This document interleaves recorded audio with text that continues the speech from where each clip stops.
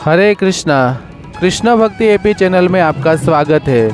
आज हम सुनेंगे सफला एकादशी की व्रत कथा। ब्रह्मांड पुराण में भगवान श्री कृष्ण और महाराज युधिष्ठिर के संवाद में सफला एकादशी का महात्म्य बताया गया है। युधिष्ठिर ने पूछा, स्वामिन, पौष मास के कृष्ण पक्ष गुजरात महाराष्ट्र के लिए मार्गशीर्ष में जो एकादशी होती है उसका क्या नाम है, उसकी क्या विधि है तथा उसमें किस देवता की पूजा की जाती है, यह बताइए। भगवान श्री कृष्ण कहते हैं, राजेंद्र, बड़ी बड़ी दक्षिणा वाले यज्ञों से भी मुझे उतना संतोष नहीं होता जितना एकादशी व्रत के अनुष्ठान से होता है। पौष मास के कृष्ण पक्ष में सफला नाम की एकादशी होती है। उस दिन विधि पूर्वक भगवान नारायण की पूजा करनी चाहिए।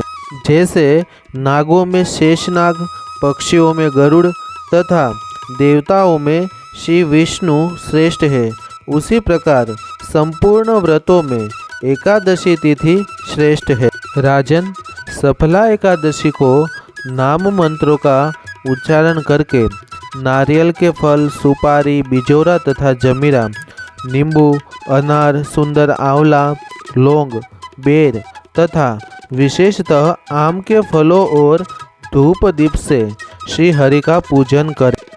सफला एकादशी को विशेष रूप से दीपदान करने का विधान है। रात को वैष्णव पुरुषों के साथ जागरण करना चाहिए। जागरण करने वाले को जिस फल की प्राप्ति होती है वह हजारों वर्ष तपस्या करने से भी नहीं मिलता। नृपश्रेष्ठ, अब सफला एकादशी की शुभकारिणी कथा सुनो।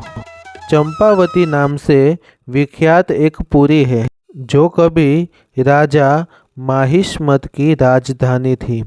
राजर्षि माहिष्मत के 5 पुत्र थे। उनमें जो ज्येष्ठ था वह सदा पाप कर्म में ही लगा रहता था, परस्त्रीगामी और वेश्यासक्त था। उसने पिता के धन को पाप कर्म में ही खर्च किया। वह सदा दुराचार परायण तथा वैष्णवों और देवताओं की निंदा किया करता था। अपने पुत्र को ऐसा पापाचारी देखकर राजा माहिष्मत ने राजकुमारों में उनका नाम लुंभक रख दिया। फिर पिता और भाइयों ने मिलकर उसे राज्य से बाहर निकाल दिया। लुंभक गहन वन में चला गया। वहीं रहकर उसने प्रायः समूचे नगर का धन लूट लिया।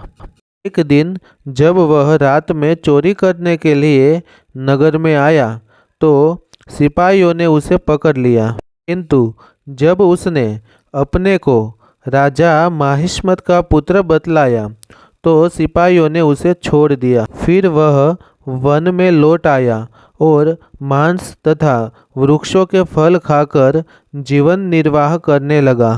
उस दुष्ट का विश्राम स्थान पीपल वृक्ष बहुत वर्षों पुराना था। उस वन में वह वृक्ष एक महान देवता माना जाता था। पाप बुद्धि लुंभक वही निवास करता था। एक दिन किसी संचित पूर्ण के प्रभाव से उसके द्वारा एकादशी के व्रत का पालन हो गया।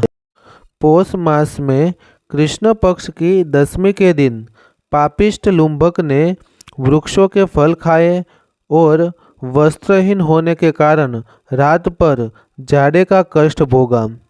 उस समय न तो उसे नींद आई और न आराम ही मिला। वह निष्प्राण सा हो रहा था। सूर्योदय होने पर भी उसको होश नहीं आया। सफला एकादशी के दिन भी लुंभक बेहोश पड़ा रहा। दोपहर होने पर उसे चेतना प्राप्त हुई। फिर इधर उधर दृष्टि डालकर वह आसन से उठा और लंगड़े की भांति लड़खड़ाता हुआ वन के भीतर गया। वह भूख से दुर्बल और पीड़ित हो रहा था। राजन, लुंभक बहुत से फल लेकर जब तक विश्राम स्थल पर लौटा तब तक सूर्यदेव अस्त हो गए। तब उसने उस पीपल वृक्ष की जड़ में बहुत से फल निवेदन करते हुए कहा, इन फलों से लक्ष्मीपति भगवान विष्णु संतुष्ट हो। यो कहकर लुम्बक ने रात भर नींद नहीं ली। इस प्रकार अनायास ही उसने इस व्रत का पालन कर लिया। उस समय सहसा आकाशवाणी हुई, राजकुमार, तुम सफला एकादशी के प्रसाद से राज्य और पुत्र प्राप्त करोगे। बहुत अच्छा कहकर उसने यह वरदान स्वीकार किया। इसके बाद उसका रूप दिव्य हो गया। तब से उसकी उत्तम बुद्धि भगवान विष्णु के भजन में लग गई।